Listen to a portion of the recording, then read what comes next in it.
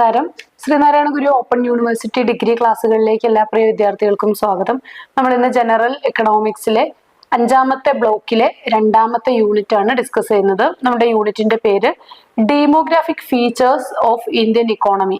Indian സമ്പദ് വ്യവസ്ഥയുടെ demographic ആയിട്ടുള്ള, അതായത് ജനസംഖ്യാപരമായിട്ടുള്ള ഫീച്ചേഴ്സ് എന്തൊക്കെയാണെന്നാണ് നമ്മൾ ഈ ഒരു യൂണിറ്റിൽ നോക്കുന്നത്. അപ്പൊ ഇന്ത്യയിലെ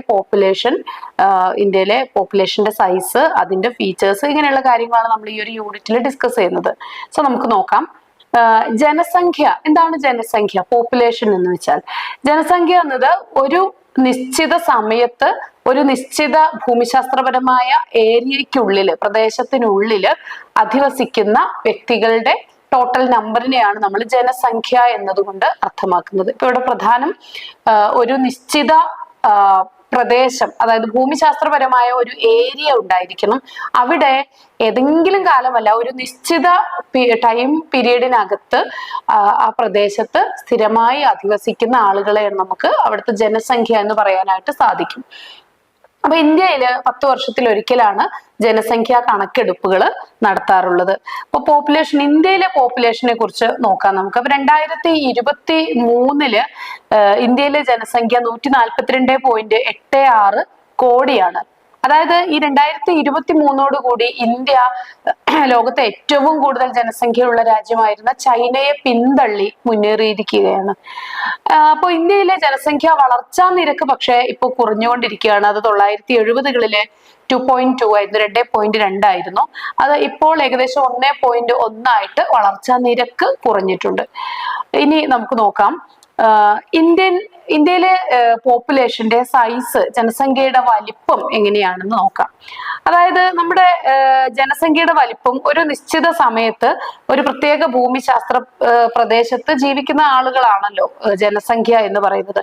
അപ്പോൾ ഇന്ത്യയുടെ ഒരു പ്രത്യേക പ്രദേശത്തിനകത്ത് രാജ്യത്തിന്റെ ജനസംഖ്യ ഭൂമിശാസ്ത്രപരമായും സാമൂഹിക സ്വഭാവ സവിശേഷതകളൊക്കെയുള്ള ഒരു പ്രത്യേക സൂചകമാണ് ഇന്ത്യൻ പോപ്പുലേഷൻ എന്ന് പറയുന്നത്. ജനസംഖ്യയുടെ വലിപ്പം, അതിന്റെ ചലനാത്മകതയൊക്കെ മനസ്സിലാകുന്നത് നമുക്ക് ഈ ഡെമോഗ്രാഫിക് പഠനങ്ങളിലൂടെയാണ്. ഈ ഡെമോഗ്രാഫിക് പഠനങ്ങളെ അടിസ്ഥാനപ്പെടുത്തിയിട്ടാണ് നയരൂപീകരണങ്ങള്, വിഭവങ്ങളുടെ അലോക്കേഷൻ എങ്ങനെ നടത്തണം, അതിന്റെ ഡിസ്ട്രിബ്യൂഷനും റീഡിസ്ട്രിബ്യൂഷനും എങ്ങനെ നടക്കണം തുടങ്ങിയ കാര്യങ്ങളെല്ലാം ഡിസൈഡ് ചെയ്യുന്നത് ഇത്തരം ഡെമോഗ്രാഫിക് പഠനങ്ങളെ കൂടി മുൻനിർത്തിയിട്ടാണ്. ഇനി ഇന്ത്യയിലെ പോപ്പുലേഷന്റെ ജെൻഡർ വൈസ് കോമ്പോസിഷൻ എങ്ങനെയാണെന്ന് നോക്കാം. ജനസംഖ്യയിലെ ലിംഗഭേദം ഈ ജനസംഖ്യാ കണക്കെടുപ്പിൽ വളരെ പ്രധാനപ്പെട്ട ഒരു കാര്യമാണ്. സ്ത്രീകൾ എത്ര, പുരുഷന്മാർ എത്ര എന്നുള്ളത്. അപ്പോൾ ഇന്ത്യയിലെ ഒരു നിശ്ചിത പ്രദേശത്ത് അധിവസിക്കുന്ന 1000 പുരുഷന്മാർക്ക് എത്ര സ്ത്രീകൾ എന്നുള്ളതാണ് ഈ ഒരു ജനസംഖ്യ അനുപാതം എന്ന് പറയുന്നത്. അപ്പോൾ ജനസംഖ്യ അനുപാതം, സ്ത്രീ പുരുഷ അനുപാതം സ്ത്രീകൾക്ക് അനുകൂലമാണെങ്കിൽ അത് ഒരു വളരെ പോസിറ്റീവ് ആയിട്ടുള്ള ഒരു മാറ്റത്തെയാണ് സൂചിപ്പിക്കുന്നത്. ഇനി റൂറൽ അർബൻ കോമ്പോസിഷൻ ആണ്. റൂറൽ അർബൻ കോമ്പോസിഷൻ എന്ന് പറയുന്നത് ഗ്രാമീണ മേഖലയിൽ അധിവസിക്കുന്ന ജനങ്ങളും അതുപോലെ നഗരപ്രദേശങ്ങളിൽ അതിജീവനം നടത്തുന്ന അല്ലെങ്കിൽ ഉപജീവനം നടത്തുന്ന ജനങ്ങളും, ഇതാണ് ഈ ഒരു അർബൻ ആൻഡ് റൂറൽ കോമ്പോസിഷനിൽ വരുന്നത്.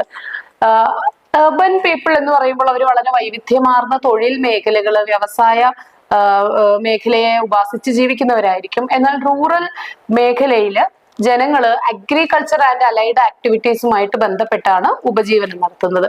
ഇനി ഡെമോഗ്രാഫിക് ട്രാൻസിഷൻ, ഇന്ത്യയിലെ ഡെമോഗ്രാഫിക് ട്രാൻസിഷനെ കുറിച്ചാണ്. അതായത് ജനസംഖ്യയിലെ ഒരു പരിവർത്തനം, ട്രാൻസിഷൻ മീൻസ് ഒരു പരിവർത്തനത്തെ കുറിച്ച് നമുക്ക് നോക്കാം. അതിന് ചില സ്റ്റേജസ് ഉണ്ട്. ഇന്ത്യയിലെ ജനസംഖ്യാ വളർച്ചയുടെ ചില ഘട്ടങ്ങളുണ്ട്.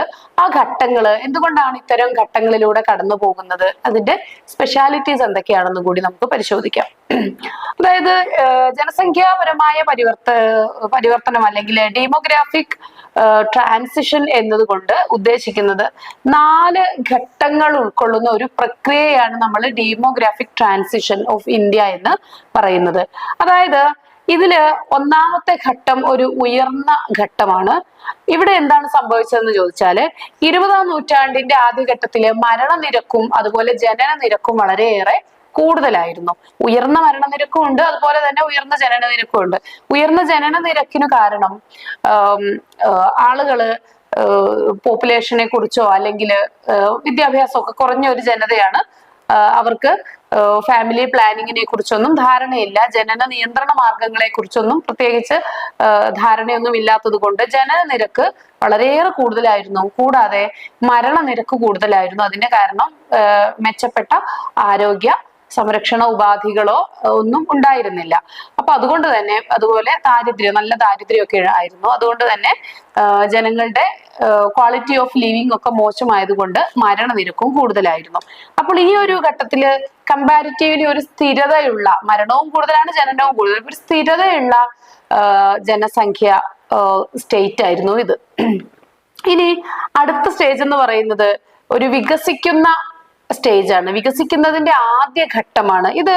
1947 സ്വാതന്ത്ര്യം ലഭിച്ചതിന് ശേഷം നമുക്കറിയാം, ആരോഗ്യ പരിപാലനത്തിലും പോഷകാഹാരത്തിന്റെ കാര്യത്തിലും ദാരിദ്ര്യ നിർമ്മാർജ്ജന പദ്ധതികൾ ആസൂത്രണം ചെയ്ത് നടപ്പിൽ വരുത്തുന്ന കാര്യത്തിലും ഒക്കെ വലിയ കുതിച്ചുചാട്ടം ഇന്ത്യൻ ഇക്കോണമിയിൽ ഉണ്ടായിട്ടുണ്ട്. സ്വാഭാവികമായിട്ടും അതിന്റെ ഗുണഫലങ്ങൾ ജനങ്ങളിലേക്ക് എത്തുകയും ചെയ്തു. അപ്പോൾ ഇതിന്റെ ഭാഗമായിട്ട് ജനസംഖ്യയില് ഉണ്ടായ മാറ്റം എന്താണെന്ന് പരിശോധിച്ചു കഴിഞ്ഞാൽ അത് മരണനിരക്ക് കുറയുകയും ജനനനിരക്ക് കൂടുകയും ചെയ്തു. സ്വാഭാവികമായിട്ടും അത് ഒരു വികസിക്കുന്ന ഘട്ടമായിട്ട് ജനസംഖ്യയിൽ അതിവേഗം വർധനവ് രേഖപ്പെടുത്തിയ ഒരു ഘട്ടമായിരുന്നു. ഇനി 1970-കളിലും 80-കളിലും വന്ന മാറ്റം എന്ന് പറയുന്നത് പ്രധാനമായിട്ടും കുടുംബാസൂത്രണ പദ്ധതികൾ നടപ്പിൽ വരുത്തിയ ഒരു കാലഘട്ടമാണിത്. 70-കൾക്കും 80-കൾക്കും ഇടയിലുള്ള ഒരു കാലഘട്ടത്തിലാണ് കുടുംബാസൂത്രണ പദ്ധതികൾ വിജയകരമായി നടപ്പിൽ വരുത്തിയത്. പ്രത്യേകിച്ച് ഇന്ദിരാഗാന്ധി സർക്കാരിന്റെയൊക്കെ കാലഘട്ടത്തിൽ ഇത് എല്ലാ സംസ്ഥാനങ്ങളിലും വളരെ ഭംഗിയായിട്ട് നടപ്പിൽ വരുത്തിയിരുന്നു. സോ ഇതുകൊണ്ട് തന്നെ ജനന നിരക്ക് കുറച്ചു കൊണ്ടുവരാനായിട്ട് സാധിച്ചു.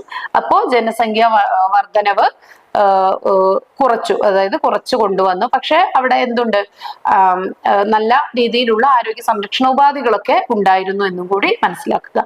ഇനി താഴ്ന്ന ഒരു നിശ്ചല ഘട്ടമാണ് അടുത്ത ഘട്ടം എന്ന് പറയുന്നത്. സമീപ വർഷങ്ങളിൽ ഇന്ത്യയിലെ ജനസംഖ്യ ഒരു ട്രാൻസിഷന്റെ 4th സ്റ്റേജിലേക്ക് കടന്നു. ഇവിടെ ജനന നിരക്ക് മരണനിരക്കിനോട് അടുത്ത് നിൽക്കുന്ന ആ ഒരു നിലയിലേക്ക് കുറഞ്ഞു. അപ്പൊ വരും ദശകങ്ങളിൽ ജനസംഖ്യയുടെ വളർച്ചയിൽ ഒരു സ്ഥിരത കൈവരിക്കാനായിട്ട് സാധിക്കുമെന്നാണ് പ്രതീക്ഷിക്കപ്പെടുന്നത്. ഇനി പ്രധാനപ്പെട്ട ഡീമോഗ്രാഫിക് ഇൻഡിക്കേറ്റേഴ്സ് എന്തൊക്കെയാണെന്ന് നോക്കാം. ചില സൂചകങ്ങൾ, ജനസംഖ്യാപരമായിട്ടുള്ള ചില സൂചകങ്ങളുണ്ട്, അതെന്തൊക്കെയാണെന്ന് നമുക്ക് പരിശോധിക്കാം.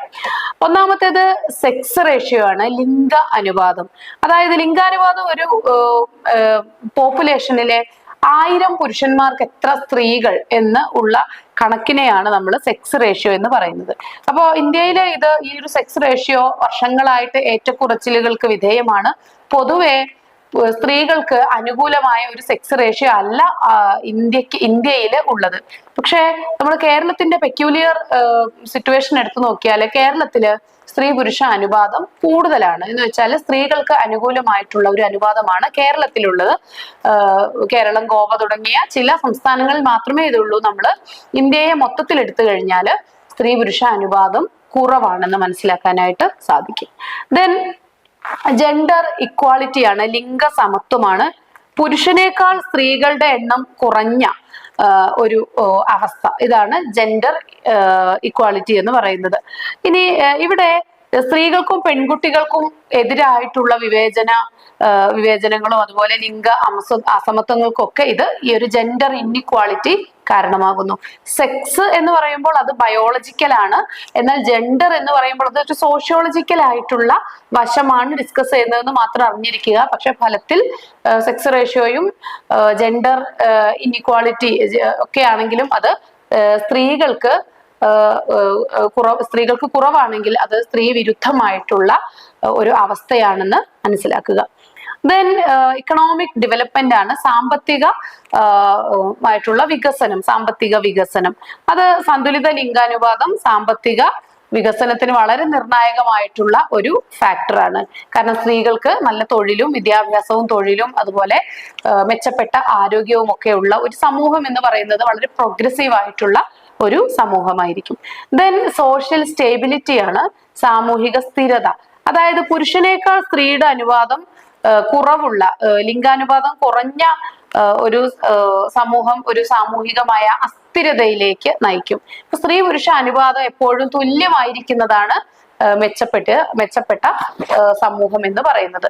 സ്ത്രീകൾ കൂടിയിരുന്ന പുരുഷന്മാർ വളരെ കുറയുന്നതും പ്രശ്നങ്ങൾ സൃഷ്ടിക്കും. പുരുഷന്മാർ വളരെ കൂടി സ്ത്രീകളുടെ എണ്ണം കുറയുന്നതും പ്രശ്നങ്ങൾ സൃഷ്ടിക്കും. അപ്പോൾ ഇവർക്കിടയിൽ ഒരു ബാലൻസിങ് ഉണ്ടാവുന്നതാണ് ഏറ്റവും നല്ല സൊസൈറ്റിയുടെ അല്ലെങ്കിൽ ഒരു ഡെവലപ്ഡ് ആയിട്ടുള്ള ഒരു സൊസൈറ്റിയുടെ ലക്ഷണം എന്ന് പറയുന്നത്. ഇനി ഹെൽത്ത് കണ്ടീഷൻസ് അല്ലെങ്കിൽ ആരോഗ്യ പരിപാലന ഉപാധികളാണ് മറ്റൊന്ന്. പൊതുജനാരോഗ്യം, ഒരു മെച്ചപ്പെട്ട ആശുപത്രികള്, അതുപോലെ കുത്തിവയ്പ്പുകള്, പിന്നെ പോഷകാഹാരം, ഇങ്ങനെയുള്ള ആരോഗ്യ സംരക്ഷണത്തിന് വളരെ ആകർഷകമായിട്ടുള്ള ഫീച്ചേഴ്സ് ഒരു രാജ്യത്ത് ഉണ്ടായിരിക്കുക എന്നുള്ളത് ആ രാജ്യം ഒരു വികസിത രാജ്യമാണ് എന്നതിന്റെ അല്ലെങ്കിൽ വികസിത രാജ്യമാകുന്നതിന്റെ സൂചനയാണ്. ഇനി ജനസംഖ്യാ പ്രവണത അല്ലെങ്കിൽ ഡെമോഗ്രാഫിക് ട്രെൻഡുകൾ, പ്രായമായവരുടെ ജനസംഖ്യ, അതുപോലെ കുടിയേറ്റ രീതികള്, കുടുംബ ഘടനകളിലെ മാറ്റം, ഇതെല്ലാം തന്നെ ജനസംഖ്യയുടെ ഘടനയെ മാറ്റിമറിക്കുന്നുണ്ട്. ഒരു രാജ്യത്തെ ജനസംഖ്യയില് കൂടുതലും വയോധികരായിട്ടുള്ള ജനതയാണെങ്കിൽ സമീപ ഭാവിയില് പല പ്രശ്നങ്ങളും അത് സൃഷ്ടിക്കുന്നതിന് കാരണമാവും. പിന്നെ അനിയന്ത്രിതമായിട്ടുള്ള കുടിയേറ്റം ഒരു ജനസംഖ്യയുടെ ബാലൻസിങ്ങിനെ തകിടം മറിക്കുന്ന ഒന്നായിരിക്കും. അത് പല കാരണങ്ങളാൽ കുടിയേറ്റം സംഭവിക്കുന്നുണ്ട്, അത് ബാലൻസിങ്ങിന് പ്രശ്നങ്ങൾ സൃഷ്ടിക്കുന്നുണ്ട്. ഇനി നമ്മൾ ലിറ്ററസി റേറ്റിനെ കുറിച്ചാണ് ഡിസ്കസ് ചെയ്യുന്നത്. ലിറ്ററസി റേറ്റ് അഥവാ സാക്ഷരതാ നിരക്ക് ഒരു മാനവ വികസന സൂചികയുടെ പ്രധാനപ്പെട്ട ഒരു ഇൻഡെക്സ് ആണ് ലിറ്ററസി റേറ്റ് എന്ന് പറയുന്നത്. ഏതെങ്കിലും ഒരു ഭാഷ എഴുതാനും വായിക്കാനും ഉള്ള ശേഷിയാണ് നമ്മൾ സാക്ഷരത എന്ന് പറയുന്നത്. അപ്പോൾ ഇന്ത്യയിൽ പൊതുവെ ലിറ്ററസി റേറ്റ് കമ്പാരിറ്റീവ്ലി കുറവാണ്. അപ്പോൾ ഉയർന്ന സാക്ഷര നിരക്ക് എന്ന് പറയുന്നത് അത് വികസന സൂചികയുടെ പ്രധാനപ്പെട്ട ഒരു ഇൻഡെക്സ് ആണ്. അപ്പൊ സാക്ഷരതാ നിരക്കിന് അല്ലെങ്കിൽ ഉയർന്ന സാക്ഷരതാ നിരക്കിലേക്ക് നയിക്കുന്ന ചില അനുബന്ധ സാഹചര്യങ്ങൾ എന്തൊക്കെയാണെന്ന് നോക്കാം. ഒന്നാമത്തേത് സാമ്പത്തിക വളർച്ച, സാമൂഹിക പുരോഗതി, ആരോഗ്യ മേഖലയിലെ വളർച്ച, ഇനി ലിംഗസമത്വം, അതുപോലെ ജനാധിപത്യം. ഇത്രയും കാര്യങ്ങള് ഒരു സൊസൈറ്റിയുടെ ലിറ്ററസി റേറ്റ് ഉയർത്തുന്നതിന് കാരണമാണ്. മറ്റൊന്നാണ് ബർത്ത് റേറ്റ്, ജനന നിരക്ക് എന്ന് പറയുന്നത്. ജനന നിരക്ക് എന്നത് ഒരു നിശ്ചിത കാലയളവില് 1000 കുട്ടികൾ ഒരു തത്സമയത്ത് ജനിക്കുന്ന 1000 കുട്ടികൾ അല്ലെങ്കിൽ ഒരു ഡെമോഗ്രാഫിക് കണ്ടീഷനിൽ 1000 എന്ന അളവ്, അതാണ് ബർത്ത് റേറ്റ് അല്ലെങ്കിൽ ജനന നിരക്ക് എന്ന് പറയുന്നത്. അപ്പോ ജനസംഖ്യാ വളർച്ചയുടെ വളരെ പ്രധാനപ്പെട്ട ഒരു സൂചകമാണിത്. കൂടാതെ ജനസംഖ്യയിലെ ഫെർട്ടിലിറ്റി പ്രവണതകളെയും ഇത് നിർവചിക്കുന്നുണ്ട്. നിശ്ചിത കാലയളവിനകത്ത് തത്സമയ ജനന നിരക്ക് 1000 ജനസംഖ്യക്ക് എത്ര പേര് എന്നുള്ളതാണ് ഈ ജനന നിരക്ക് എന്നതുകൊണ്ട് ഉദ്ദേശിക്കുന്നത്. ഇനി മറ്റൊന്നാണ് ഡെത്ത് റേറ്റ് ആണ്. അതായത് ഒരു നിശ്ചിത കാലയളവില് ഒരു ജനതയ്ക്ക് 1000 പേരിൽ എത്ര മരണം, 1000 പേർക്ക് എത്ര മരണനിരക്ക് എന്നുള്ളതാണ് മരണനിരക്ക് എന്നതുകൊണ്ട് അർത്ഥമാക്കുന്നത്. ഇനി നമ്മൾ നോക്കുന്നത് ഇൻഫാന്റ് മോർട്ടാലിറ്റി റേറ്റ് ആണ്, IMR, ഇൻഫാന്റ് മോർട്ടാലിറ്റി റേറ്റ്. അതായത് ഒരു വർഷത്തില് 1000 കുഞ്ഞുങ്ങൾ ജനിക്കുമ്പോൾ അതില് 1 വയസ്സിന് താഴെ ഉള്ള പ്രായത്തിൽ മരണപ്പെടുന്നത് എത്ര കുട്ടികൾ എന്നതാണ് ഇൻഫാന്റ് മോർട്ടാലിറ്റി റേറ്റ് എന്നുകൊണ്ട് അർത്ഥമാക്കുന്നത്. ഇനി ചൈൽഡ് മോർട്ടാലിറ്റി റേറ്റ് ആണ് മറ്റൊന്ന്. അതായത് ഒരു വർഷത്തില് ജനിക്കുന്ന 1000 കുഞ്ഞുങ്ങളില് 5 വയസ്സിന് താഴെ മരണപ്പെടുന്ന കുഞ്ഞുങ്ങളുടെ കണക്കാണ് ചൈൽഡ് മോർട്ടാലിറ്റി റേറ്റ്, CMR എന്ന് പറയുന്നത്. എന്നാൽ IMR എന്താണ്? ഇൻഫാന്റ് മോർട്ടാലിറ്റി റേറ്റ് എന്ന് പറയുന്നത് ഒരു വർഷത്തില് 1000 കുഞ്ഞുങ്ങൾക്ക് 1 വയസ്സിന് മുൻപേ മരണപ്പെടുന്ന കുഞ്ഞുങ്ങളുടെ കണക്ക്. ഇനി മെറ്റേണൽ മോർട്ടാലിറ്റി റേറ്റ് അഥവാ MMR എന്ന് പറഞ്ഞാല് ഒരു മാതൃ മരണനിരക്കാണ്. ഇത് ഒരു പ്രധാനപ്പെട്ട ജനസംഖ്യാ സൂചകം തന്നെയാണ്. ഇത് ഗർഭകാലത്തും പ്രസവകാലത്തും ഒരു നിശ്ചിത വർഷത്തിലെ 100,000 ജീവനുള്ള ജനനങ്ങളില് പ്രസവിച്ച് 42 ദിവസത്തിനുള്ളില് ഉണ്ടാകുന്ന മാതൃമരണങ്ങളെയാണ് നമ്മൾ മരണ നിരക്ക് എന്നതുകൊണ്ട് അർത്ഥമാക്കുന്നത്. മെറ്റേണൽ മോർട്ടാലിറ്റി റേറ്റ് എന്ന് പറയുന്നത്. ഇനി മറ്റൊന്നാണ് ആയുർദൈർഘ്യം. പ്രധാനപ്പെട്ട ഒരു ഇൻഡെക്സ് ആണ് ആയുർദൈർഘ്യം അഥവാ ലൈഫ് എക്സ്പെക്റ്റൻസി. ഒരു നിശ്ചിത ജനസംഖ്യയിൽ നിലവിലുള്ള പ്രായം നിർദ്ദിഷ്ട മരണനിരക്കിനെ അടിസ്ഥാനമാക്കി ഒരു വ്യക്തിക്ക് ജീവിക്കാൻ പ്രതീക്ഷിക്കുന്ന ആയുസ്, അതാണ് പ്രതീക്ഷിത ആയുസ്. അപ്പോ പ്രതീക്ഷിക്കുന്ന ആയുസിനെയാണ് നമ്മൾ ലൈഫ് എക്സ്പെക്റ്റൻസി എന്ന് പറയുന്നത്. അപ്പോൾ ഇത്രയുമാണ് നമുക്ക് ഈ ഒരു യൂണിറ്റിൽ പഠിക്കാനുള്ളത്. ഇവിടെ കുറച്ച് ടെക്നിക്കൽ ആയിട്ടുള്ള ഡെമോഗ്രഫിയുമായി ബന്ധപ്പെട്ട ടെക്നിക്കൽ ആയിട്ടുള്ള ചില ടേംസ് ആണ് നമ്മൾ പരിചയപ്പെട്ടത്. Thank you.